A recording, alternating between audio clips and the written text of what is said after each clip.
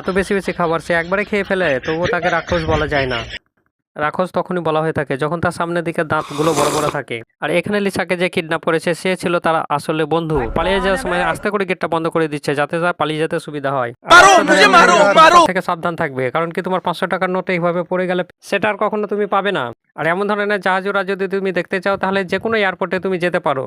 এখানে যেহেতু কোনো পকেট মার নেই তাই টাকা চুরি ভয় নেই। সে একটা জিনিস জানাবো, তোমার মন যদি ভালো হয়ে থাকে তাহলে অবশ্যই একটা লাইক দেবে। তার সঙ্গে বলতে হবে এই ফটোটা কার ফটো, যদি বলতে পারো তাহলে আমি জানবো তুমি খুব বুদ্ধিমান। তার ফটোটা দেখে বলা যায় না যে সে কে, কিন্তু আসলে ভারতবর্ষে সব থেকে নামী ব্যক্তি ছিল এক সময়, সব থেকে কোটিপতি ছিল, কিন্তু মারা যায় ক্যান্সারে আক্রান্ত হয়ে।